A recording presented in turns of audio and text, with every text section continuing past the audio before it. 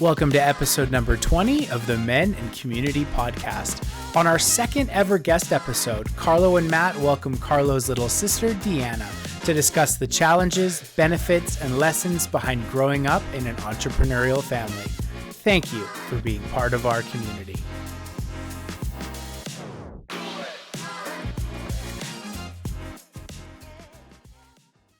Welcome to episode number 20 of the Men and Community Podcast. I am Carlo, this is Matt, and this is a very, very special day for me because this is my little sister, Deanna.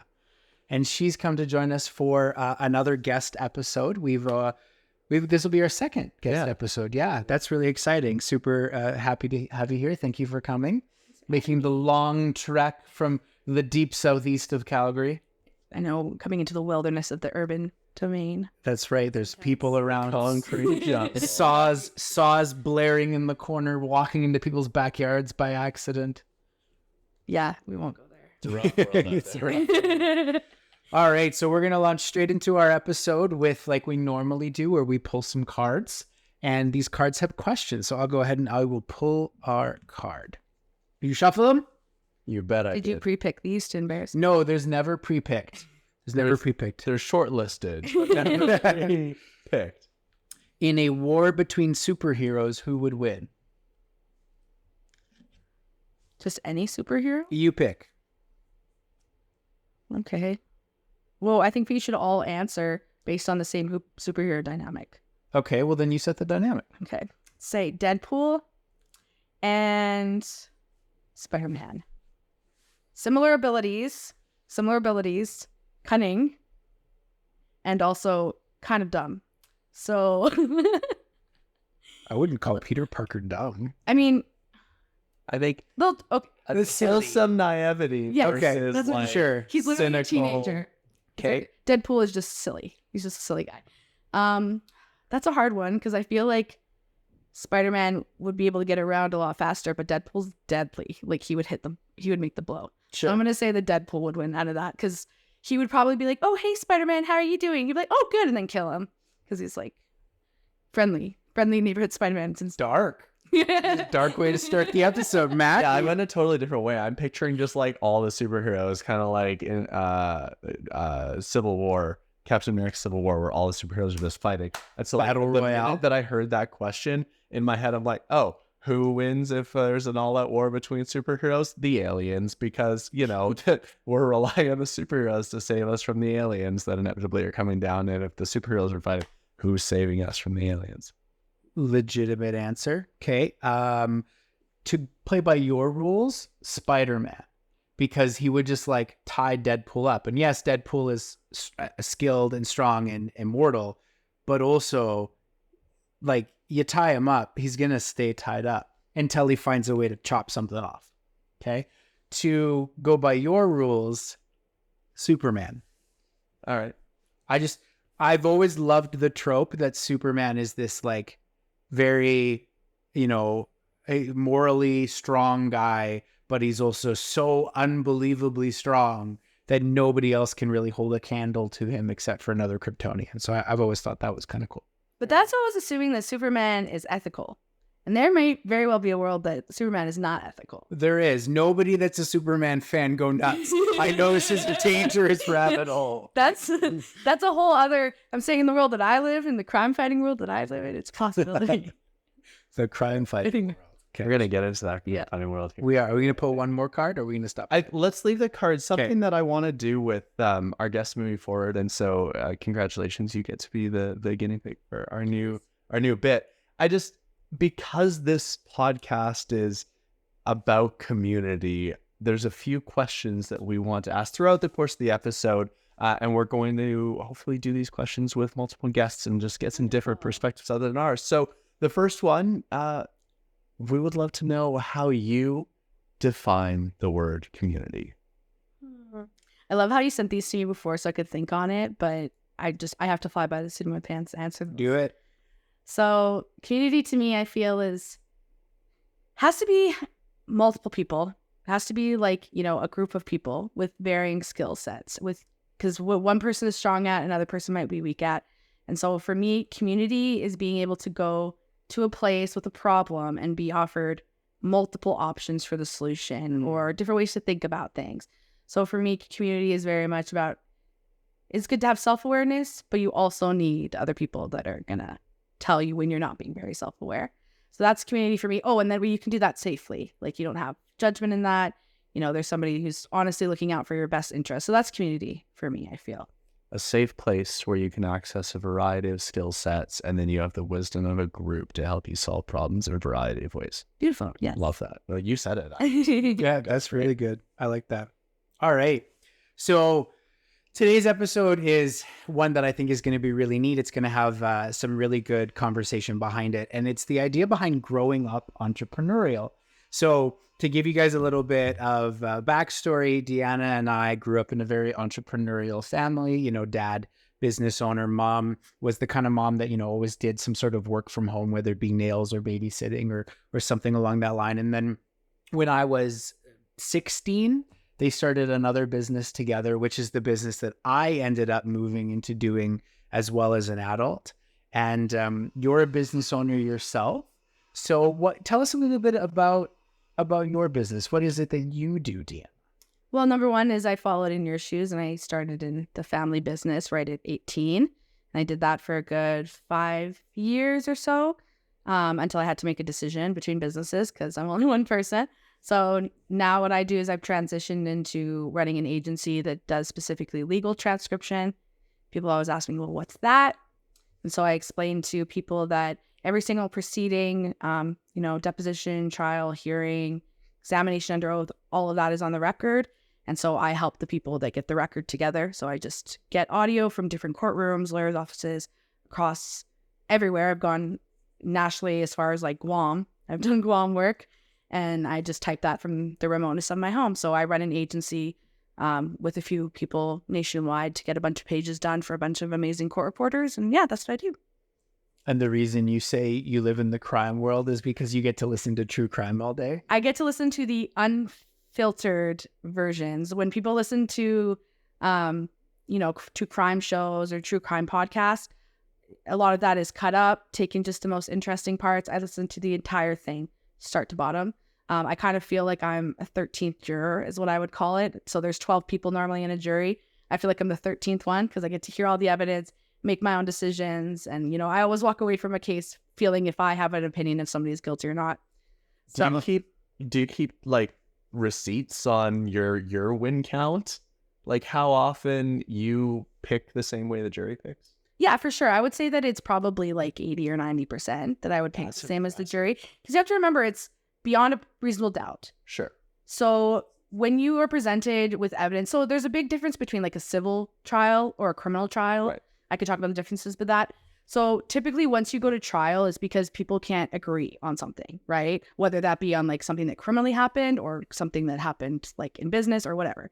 So by the time it gets to trial, both sides have a valid argument because if not, one of them would have just been washed out in the process of trying to settle or whatever. So you usually have both sides that are like you understand both sides. You're empathetic with both sides. And then it really comes down to, well, what's the facts?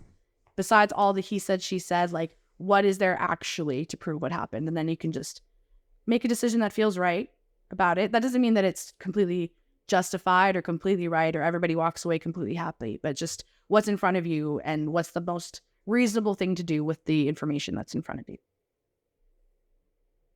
80 to 90%, eh? I mean, yeah, because I'm working on a 7-day trial right now. So that's 25 hours of audio that I'm listening to people build cases and speaking. Plus I hear all of the motions, all of the bench conferences, all the opening statements, all the jury selection. So yeah, I get a pretty good feel of like the people involved and the personalities involved, I guess you could say. Really cool. Yeah.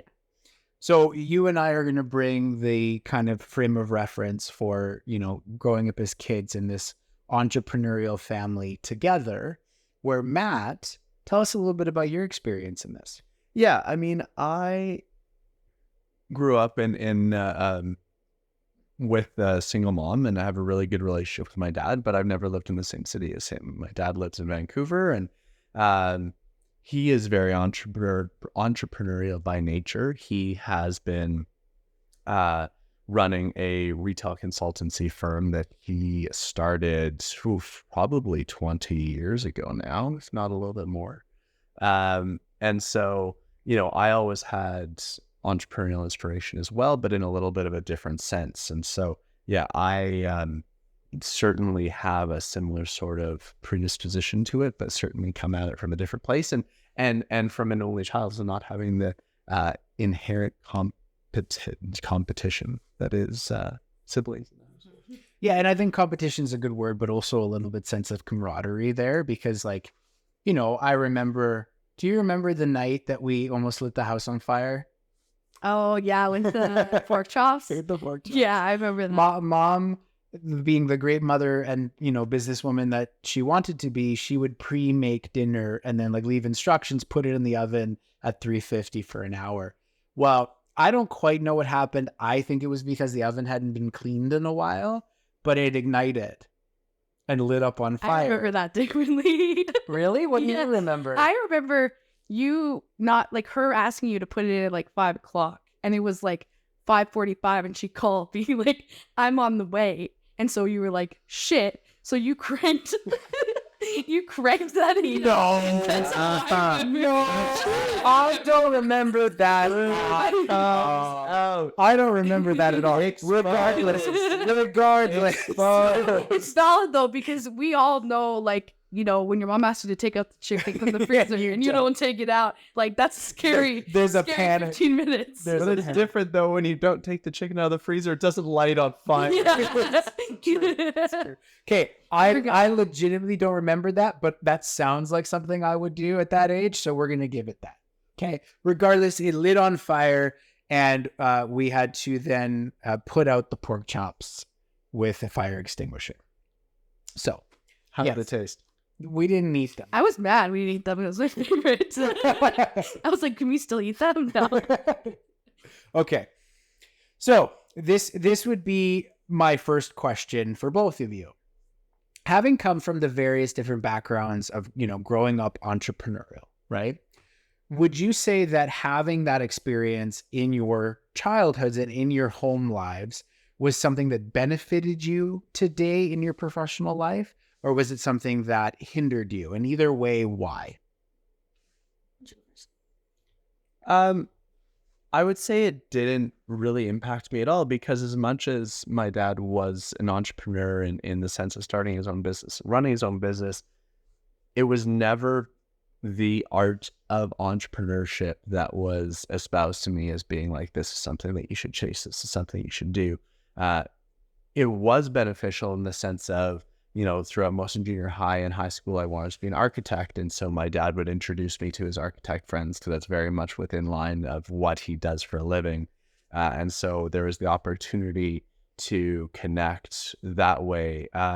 When I was in high school, and there was opportunity to help him with market research for some of the work and some of the projects he was doing. And he would, for all intents and purposes, give me an allowance to support, some of the market research that I was helping with. And to be completely frank, I probably wasn't doing a damn thing to help, but it was a good opportunity to learn the business and get involved on a deeper level. And I think in some respects there for a long time was the desire from my dad for me to learn enough to be interested to step in and learn and eventually take over the business. That's just not how my career transpired. But I don't think that anything that I experienced in terms of my connection to my dad was ever an explicit, like, you should do entrepreneurial things, but rather it was just neat to have a role model who was successful building a business for himself, and to see how that transpired. And surely there's some sort of subconscious bits there in terms of like my desire to build something and to do some business for myself. Although I don't know, I like certainly entrepreneurial, but definitely wouldn't classify myself as an entrepreneur, certainly in comparison to you two. It's not competition. Yeah, that's like my frame of reference for it. So yeah, fair. Just gonna add the cloud, but I think for me, I remember earliest memories are entrepreneurial memories. Like, I can think of, when I was 6 and my mom had a little kiosk where she sold jewelry, and we had the credit card machine that you'd like swipe the card and the receipt would print out, and like mom showed me how to make sure the transaction went through and all those things, so that like she could run to the bathroom, and if the customer came, like I could deal with it or whatever. And who doesn't like buying from like a 10-year-old, right? Like that's what at the mall. So I don't think that I thought about being an entrepreneur as you're running your own business and providing your own income. I kind of thought about it as a way of you are your service. Like you as a person are the selling feature. So what are you good at? What can you optimize on? So especially like I had a music career that was like my first kind of love. And what are you when you're in a music career? You're selling yourself, right? And so I just learned, what do people like? How can you present yourself in a way that people feel comfortable with you? How can you be approachable? All of those things, right? That come with entrepreneurialism. So, you know, how to meet people and foster a warm relationship so that, you know, maybe that might grow into like a business connection or a possible referral or whatever, right? So I always knew that that was something I wanted to carry on, is like me continuing to be how I made my income was going to be me. I didn't know exactly what way that was going to happen. I didn't know if that was going to be like providing information or providing a service or a product. And that was really the key, is trying to figure out. And I read this statistic that over 65% of people go into the trade that their parents are in, which I thought that was so interesting, because it's like our dad's a mechanic, right? And so he was very adamant about us not becoming a mechanic. Yes, he was. So I think if he wasn't like that, it would have been very natural for you, especially because you were into all of that stuff, for you to go into mechanistry. Not that you have a love for it, it's because it's familiar, you're around it. It's easy to get grandfathered in. You can kind of skip some steps when you have somebody that can like show you the ropes, right? So yeah, when I found kind of like my calling, my service that I love to provide, which actually doesn't even have anything to do with me, I'm kind of a fly on the wall, but people like the fact that I'm reliable and punctual and approachable and all these things about my personality that make me a really good business owner. So that's mostly what I learned from our parents, was just that even if you're working a job, you're still selling your services. Like you might only be selling your services to one person for one thing at one time, right? Or even when I was like fresh out of high school, I was working, 3 or 4 just different jobs. And my friends would always come to me and be like, because I didn't have any plans to go to post-secondary, be like, what are you going to do? Just work part-time jobs your whole life? And I didn't see it that way. I thought I'm selling my time to different places because I'm trying to figure out what I want to do, and I don't want to commit to one place, right? So I thought it was always kind of crazy that they were going to commit to one thing, and many people commit to one thing for 40 hours a week for extended periods of time, and I just never saw the appeal in that. So that's where entrepreneurialism is like, you're offering many things, you're doing so many things in so many days. I do invoicing, and then I write standard operating procedures, and then I do my work, and then I edit work, and then, I do a conference call, come for the podcast. Like I do so many different things that it doesn't feel like one singular job. It's so many jobs.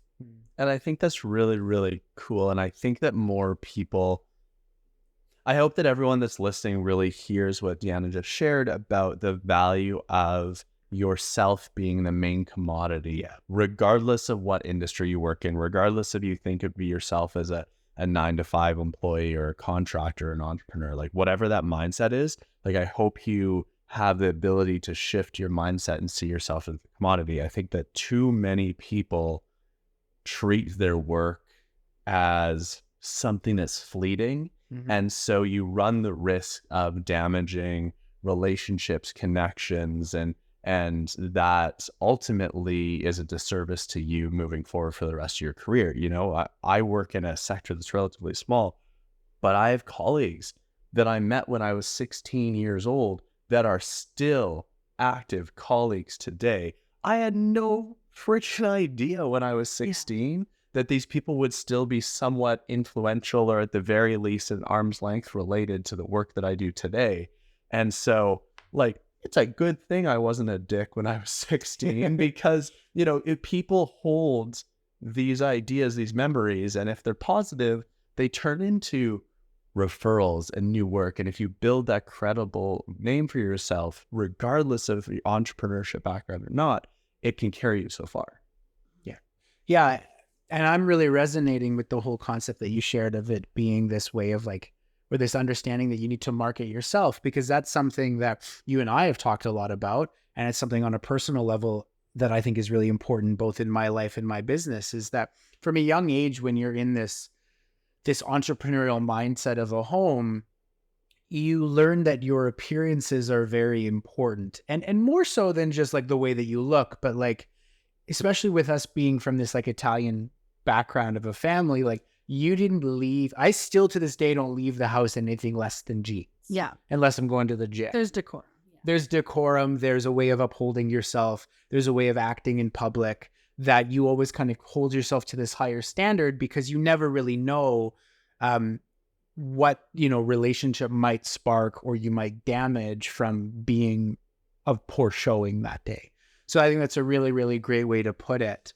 And, it was interesting because I would venture to say that our time as kids in this entrepreneurial family was a little bit different, because like if we look back really far, you remember back in the days when dad worked 6 days a week instead of 5, right? So family owned mechanic shop.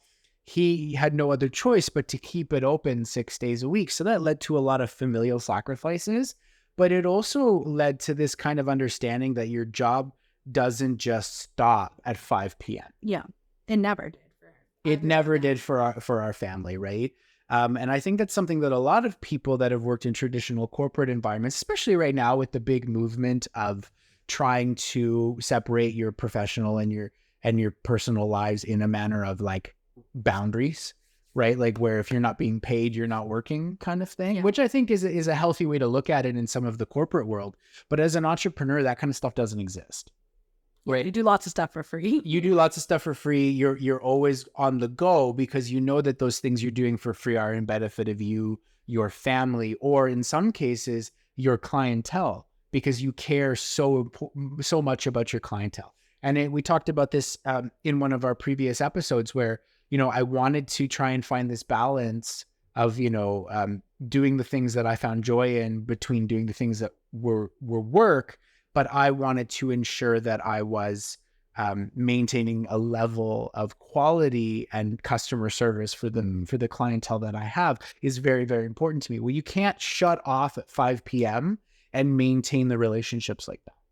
Definitely. Right? So that was something that was taught at a really young age to us as well. And I think it was really neat. So do you think that having these kind of influences gave you a leg up in business? Like, do you think you've gone farther because of having that as opposed to trying to learn it all on your own at a certain stage? Or that's a really interesting question, because I feel if you would have asked me from 20 to 25, if I felt it gave me a leg up, I would have said yes. If you ask me now, I feel like now all of that leg up I thought I had in the first 5 years of my life now, or the first 5 years of my adult life, now like I'm almost 30, turning 30 next year. There's all of this work, all of this fun I didn't have growing up in like an immigrant family and an entrepreneurial family, that now I'm kind of like dematuring a little bit. I guess you could say like I grew up too fast, and now the latter part of my 20s is like, okay, Deanna, you took yourself so seriously, little business owner, started your business at 24, you didn't have any fun.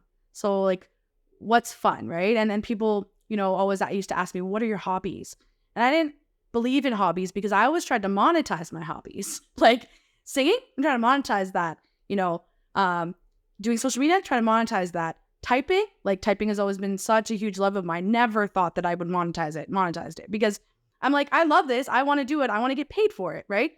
So the idea of like a hobby kind of never stuck with me, because it's like, well, if you're doing a hobby so much that you get good at it, like people are going to want to pay for that because you're getting so good at something that somebody else is at. It's a skill, right? So I just wish more people would. Hobbies are great, and like you want to have lots of different hobbies, but if you spend time like devoting yourself for like a decade to a hobby, like that is monetizable. You can make money for that, and you should make money for that if you desire to. Like it's not just all play and all work. Like you can have things that give you both joy and also pay your bills, but like it's such a fine line. And there's some days where I look at this thing that like I love doing every day. I don't love it. I don't want to do this right now. I don't want to look at another page, right? But then if I go too long without it, I'm obsessed with it. I want to go back to it. I'm obsessed with it, right? So as much as I feel like being entrepreneurial gave me like a leg up. I have boundary issues. And also like that whole idea about being presentable. Like when you're an entrepreneur, not everything is sunshine and rainbows. Like we come from that hustle culture, like no days off. I heard that so much when I was 18 years old. No days off. That is not sustainable. That is not a good way to live life, especially like as a woman, especially because, you know, I want to have a family and I don't want my whole priority to be work, right? Yeah. So having to like not learn any of those boundaries at like growing up and kind of having to like teach myself them now to be able to say, yeah, I'm an entrepreneur. I do whatever I need to do for my clients, but I also take the weekends off. And I also like shut my phone on do not disturb after 8 o'clock and I don't look at it. Like having certain boundaries, and your clients will totally respect that. Mm-hmm. Like what you set yourself up for is what will happen. Like my clients don't text me after 8. They're not going to get a message. So they know that. They just wait till the next day and everybody lives and the world keeps going, you know? Well, and that's a really good point. That just comes down to setting expectations. And it's so funny. I don't think you've listened to this episode yet, but we talked a lot about the whole idea of monetizing a hobby and something that you find passion in I think episode 19. And yeah, this is episode 20. Yeah, episode 19. But yeah, thank you. We talked a lot about that and how that can be something that there is some pressure behind, but can also be a lot of fulfillment in doing something like that, right? So when you talk about these boundaries, this is something that I had to learn kind of the hard way just a couple of years ago. And you're right, it's about managing expectations with the people and the families that you serve. Because if from the get-go you're like, hey, you know, I'm going to be here, you're your greatest advocate, I'm going to help you do all these things that you've hired me for, but like also respect that I'm a human being and have a life to live, most of them will allow you to do that. So to kind of ask a question on that here, is that something you've ever struggled with, this kind of boundary that you've had to set between professional and personal? Because it was very real for us growing up as kids. Yeah, it's a good question. I mean, you know, I certainly resonate with a lot of what you're saying, Deanna, about trying to balance the fact that all of your hobbies you're paid for as well. And how do you set boundaries when you're loving all of the works that you're doing? But I think for me, where I really, really learned those boundaries is through all the teams that I've gotten to lead and manage. And I think that I had the opportunity to experience my own supervisors and managers that weren't as good at setting those boundaries, and as a result made themselves vulnerable to people taking advantage of those things.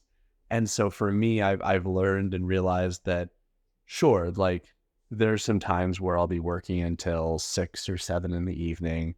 But most of the time, you know, I'm either conscious that if I need to be sending emails during that time, I'm not doing it until the next morning, or if I do, there's an understanding of like why it needed to be sent at that time, and a very clear expectation set with my team of like, I don't want that to be the life you're living. And so I'm really, really clear on my boundaries because I know that that makes me a better role model, especially when my team is like newer professionals, certainly like within 5 years out of university. And so it's very, very important role that I have in being able to like instill in them reasonable professional expectations and boundaries that they can take with them throughout their career, regardless of how long they're with me. I saw this really funny video the other day because we're all millennials here. And it was a millennial as a team member was like, yeah, no problem. I'll work late. I'll get this done. Everything will be fine. And the millennial as a team leader, you better not work tonight. I will go to bat for you and I will make sure nobody abuses your time. And it's, to me, when I saw that, it was so true because the teams that I've led, it's like, I don't care if you don't understand your boundaries. I will force those boundaries down your throat to keep you healthy and effective.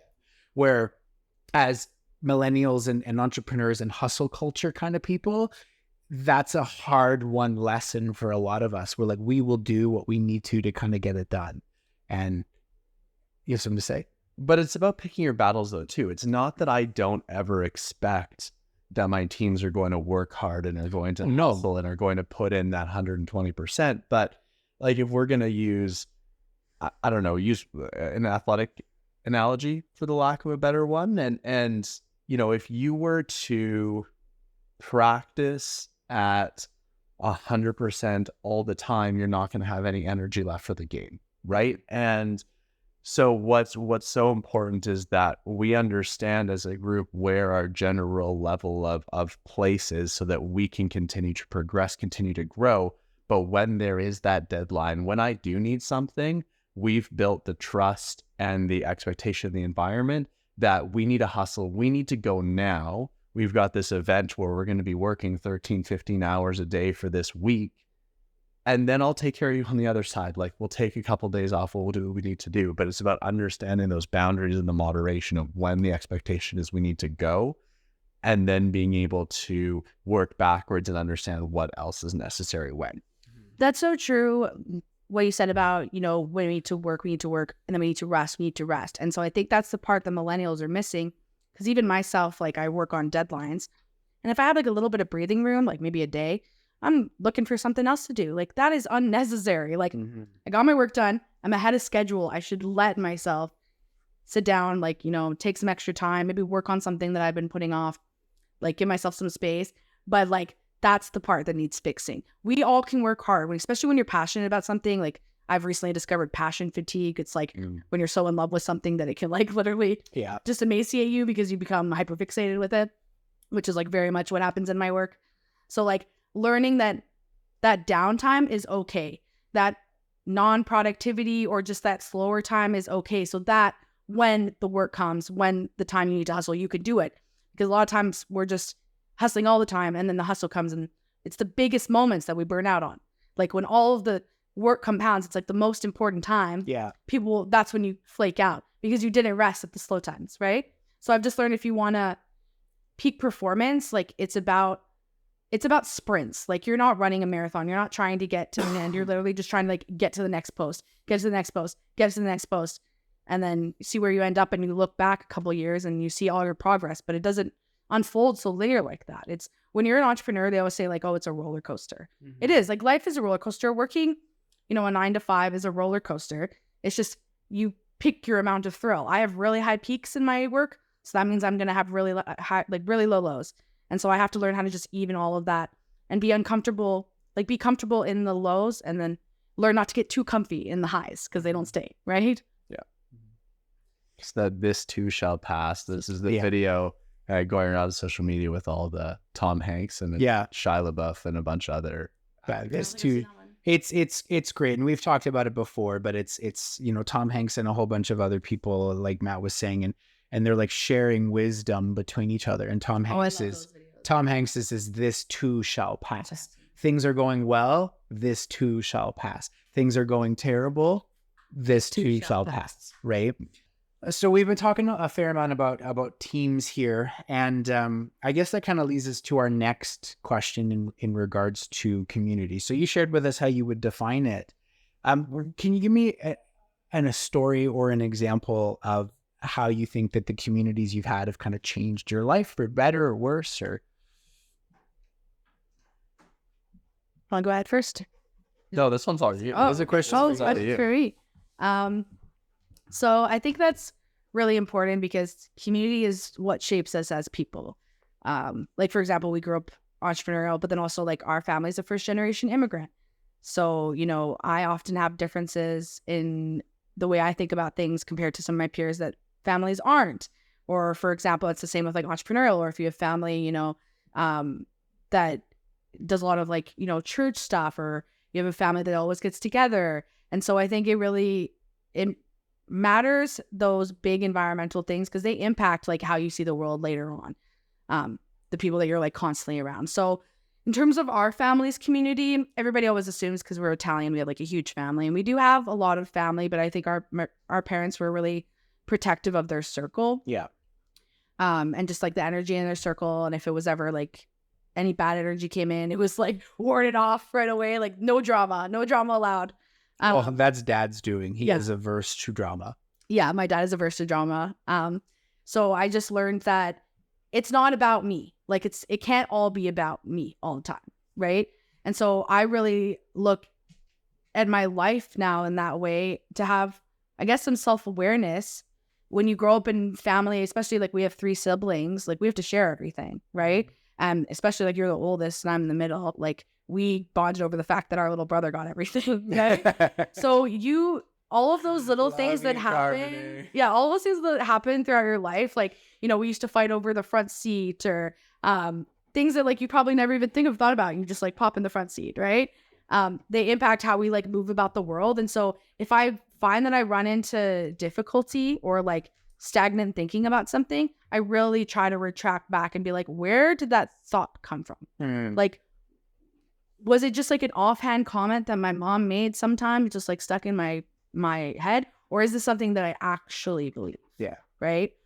So I think it's really good to be in a sense of community. Our community has these values. You know, we really believe in family. We really believe in getting together and showing appreciation and love to each other. We really believe in working hard and being generous with our resources once we've received them.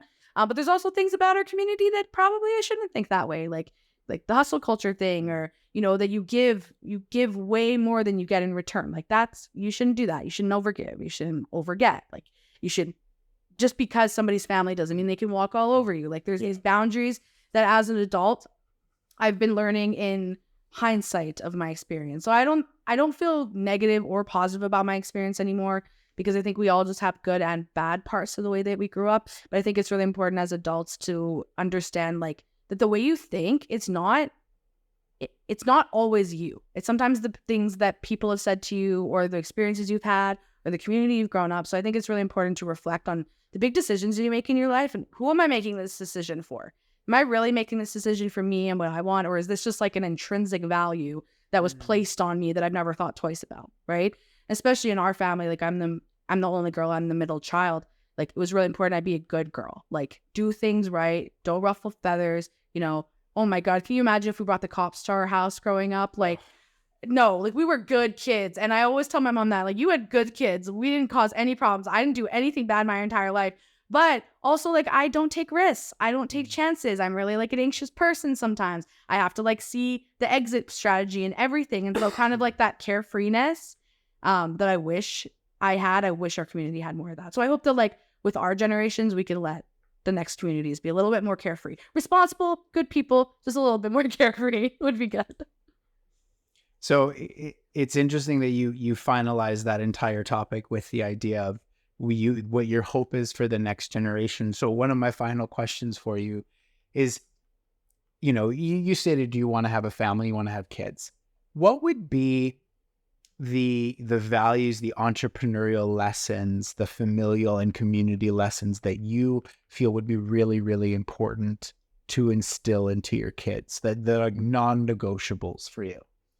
I really want my kids not to have like their worthiness be deemed by dollars.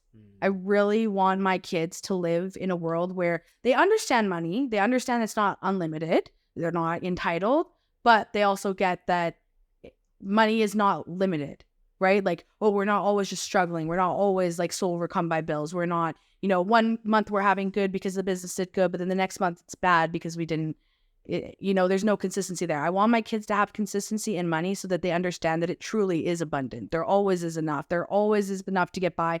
We're always good as long as we're together, right? So I think our family tried to teach us that things with their words, but then the actions, and you could see a little bit of like the emotions from your parents. They just weren't good at hiding the fact that things were going bad. My family's like, my parents are very transparent. Like if something's bothering them, you could feel them. And I just don't want my kids to feel money stress like that. They're going to have enough of that in their adult life. I don't want them to feel that, you know, before a certain age. Cause I just remember being so predisposed with, oh, well, I got to make money when I'm older. I have to make money when I'm older. Right. Mm-hmm. And then you get money when you're older and it doesn't fix everything. Right. So I really want that for my kids. And then I also want, I think, more adventure. We have to understand, like, our parents came here from not really, well, our dad came here when he was a little younger, so not so much for him, but our mom, she came here when she was 19 more permanently. And so she has all this understanding from when she's back in her native land. And she comes here and everything's really different and multicultural. And so we grew up in that world. Like I can live in a world with lots of different people, lots of different beliefs, but even still sometimes with them, it's a little sticky. There's some things that are like a little sticky, even though they've lived in Canada for 40 years or however long it's been. So I hope that like another generation, some of those things that kind of are unmentionables in our more like traditional household will be easy for our kids to share with us. Sure. Yeah, not even because like I'm worried about repercussion from my family. It's just there's some things you do and don't talk about in more traditional families, right? So I'd like for that to be a little bit more amended. But yeah, like there's a certain level of understanding or expectation that no matter what the struggles you were going through were, like you could share to a degree with your family, but you weren't. I don't want to say like what's coming to mind is like you wouldn't show weakness, but that's not really the best way to put it. It was like, we are here for you to help you process whatever. But at the end, the way that you overcome this challenge is purely your responsibility. Yeah, literally. Right. They never sent out the life raft. They'd wait for shore and be like, "You'll be fine," But believe in but the life raft just sometimes that would have been nice. That would have been good. Yeah. Yeah.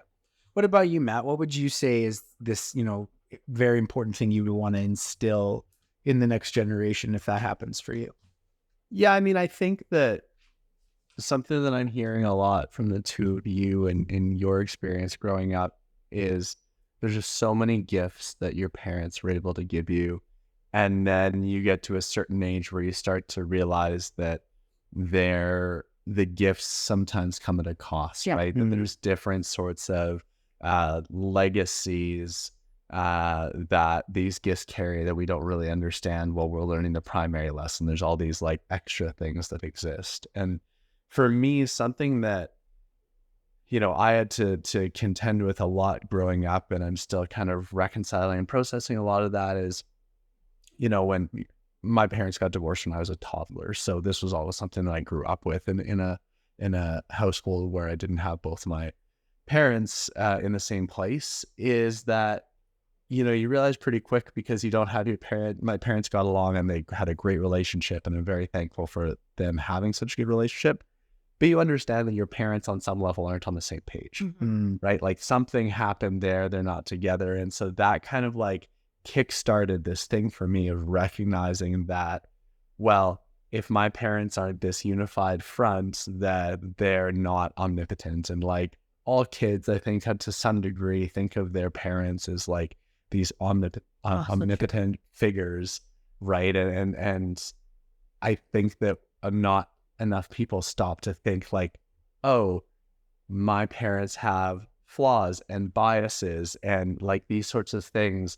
And what my hope is for the next generation is that everybody has the ability and the space and the environment to love and respect and cherish their parents and their family members and whatever grown-ups and elders are in their life, and recognize that their parents are imperfect and that their families are human, and that everyone carries these biases, and that they don't need to necessarily play a role in your life, but recognizing that I am influenced by the biases that my mom holds, that my dad holds, that my grandparents hold, and that those somehow are going to trickle down in the same way that you talk about kind of the influence of your parents and in your experience. Like those things affect us, but you talked a lot about reflection. We need to reflect on those places in which we have been impacted and influenced, and our own biases have formed either like because of or in spite of the things that have been cultivated by us when we were kids. And so that would be my hope. Because I think that that's something that not enough people stop to think about. I get frustrated with my cousins all the time, and they just like, especially, one of my cousins when he was like 13 or 14 years old, used to start spewing stuff about politics. And I sit him down like, what do you know about that? Oh, no. You just repeated what you just said before. What do you actually know about that? Well, my dad says, like, did you ever stop to think that you could do your own research and you could learn about this stuff? And it's so interesting to watch that point where people think that their parents are the ultimate holders of knowledge. And not that I'm suggesting, in case we have any like kids, youth, teens, young adults, whatever, watching it, not like down with the parents, like that's not what I'm here for. But like, understand that while your parents have your best interest at heart, that they also are biased and they are human. I heard this thing, it like made me cry. It was like, be nice to your parents because they're living their life for the first time too. And we forget that. And that was a huge like glass shattering effect to me when I realized that my parents are just human. They're just regular people. Like I remember when I opened my business, I think there was a certain point because my parents have always been like, they know business. So if I ever need anything, go to business. And then I remember like the first year, because I own a digital business, which my parents had like no concept of how to run anything digital, right? And I was like, my parents don't know about this business. Like I'm completely on my own. And I'm like, am I outgrowing my parents? And I think like that's the goal, to like outgrow your parents. Like they want you to do that. Yeah. And that was the thing when you were saying about, you know, that your parents aren't, you know, something, there was a mismatch there, non-alignment. I think it's funny for us because our family, we could tell that our parents are not on the same wavelength. Like, so like we're rarely, but they're always together, right? Yeah. So then we have these things where it's like, I love so wholeheartedly, like my loyalty and my commitment is like so endearing, even if people treat me bad. And like, that's a good lesson too. Whereas you, where it's like, no, you've seen people say, I choose me instead of this relationship, right? Even if it's hard, even if it's scary, even if it's like constant work, right? Where I don't think that there's anything that would cause our parents to get divorced. Like it's just, that's the same traditional mindset, right? Sure. So good things about that, totally. Bad things about that, totally. Both sides, right? Yeah. So I think it just like, it is what it is. You are who you are. You grew up where you grew up. You can't change it. All you can say is like, who am I going to be today? And then just try to move like the most authenticity in life for what you really believe, not what somebody made you believe. Mm-hmm. So there's one question I haven't answered yet. That's okay, but I really want to answer it. The thing that I would impart on my children more than anything else is that independence does not mean you are alone. Mm-hmm.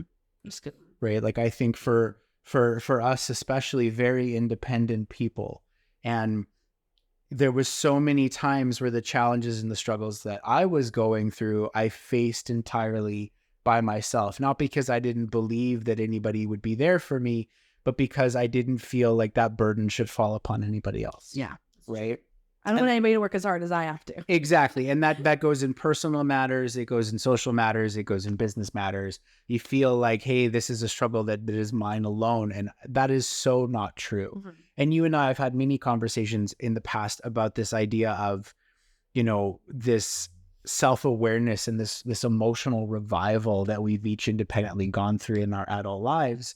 And that was one of the biggest takeaways for me, is that they're just because you know and you think you can handle this on your own doesn't mean you have to, right? Like I would want to encourage my kids to be strong and independent and be the shoulder for others when they needed it to be, but not to be afraid to ask for help, not to be afraid to seek out mentorship, not to be afraid to show vulnerability when it was necessary to further the community that was around them, right? Mm-hmm. So that would be important. Okay, what is the final question? So the final question that we have for you is our first solo guest, because, you know, of course, our last episode with guests was a whole gaggle and guests. Guest gaggle. I know I listened to that. I was like, you better not ask me to transcribe that. Guest gaggle.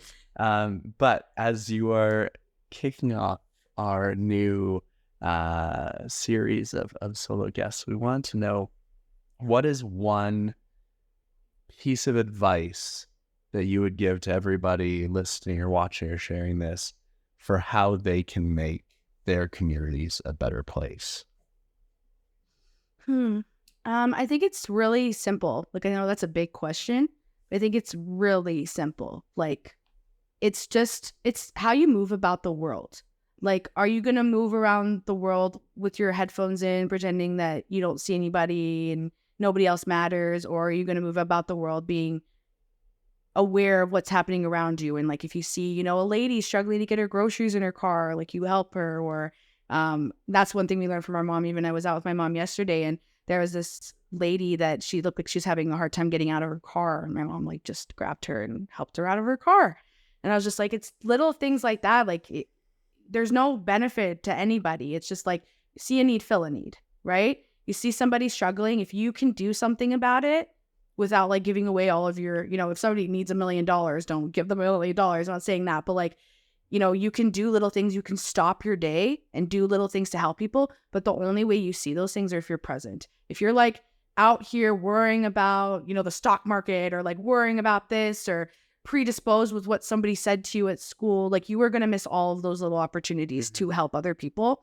And if we're not helping other people, like we're living a sad life, a sad, lonely life. Like the only way that humans feel fulfillment, for most humans anyways, is to give back in a way that's meaningful for them. And what a lot of people don't realize is that when you give back, like you're getting something.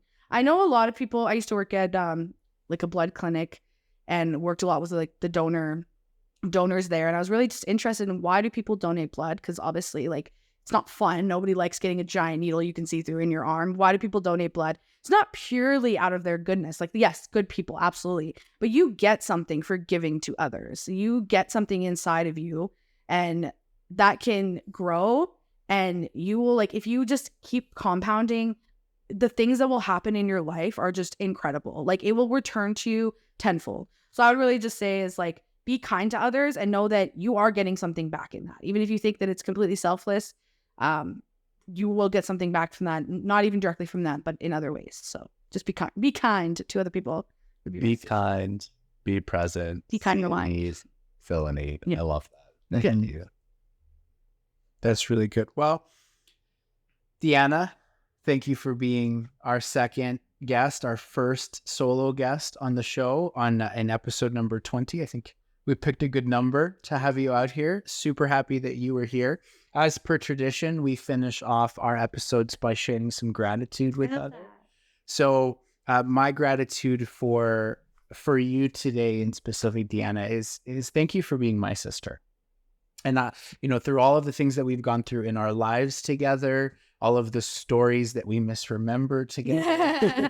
We always do. We never see them the same way. No, and maybe one day we'll be encouraged to tell the cookie story I told at your wedding. But it has been an honor to watch you grow into this businesswoman, grow into this wife, grow into this adult that you have always been capable of being. And I absolutely adore who you have become. And I'm so thrilled for you to see the success that you've gained. And I can't wait to see you continue to grow and push past all the adversities that you have. So I'm grateful to have you on the show, and I'm grateful to have you in my life. Thank you. That's so nice. I'm very grateful. I'm grateful for you, big bro. I'm grateful for you sticking up for me on the playground, Still, that's the thing, is I love that about siblings, is that dynamic never changes. You are always going to be my 13-year-old brother who stood up to me on my bully on the four square land, Even as adults, you're always going to be that. And when I have kids, you'll still always be that, It's just, as we grow, the dynamic never changes, but we change as people, right? And so I love that, like, our relationship can get stronger, but it's still founded on the, hey, big bro, yeah. So I would say that, first of all, obviously, I'm very grateful for you, and that I love the fact that you want to do something and you just do it. Like, there's very few things that you've been like, oh, I'm too scared to do that. Or like, I'm very much the worrier. You're the forager, and I'm like, but wait, what about this? Right. So I'm really grateful that I can learn how to be more like that through you. And then maybe we could become one very well-rounded person altogether. It's the dream. I'm grateful for both of you for sharing your experience with me and with everybody. I think that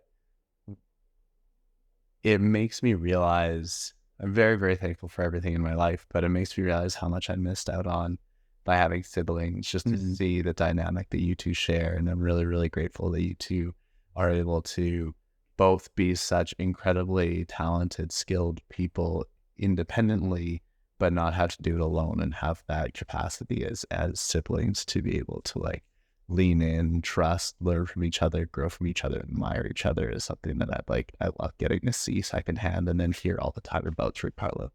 Well, there's some stuff you would have missed out on, so don't worry. It's not always fun with siblings, but you just make it work, right? Well, at this point, I think we're going to bring episode number 20 to a conclusion. Thank you guys so much. Thank you, Deanna, for being here on the show with us. This has been an amazing episode. I feel really good about it. It was a good time. Fuzzy stuff.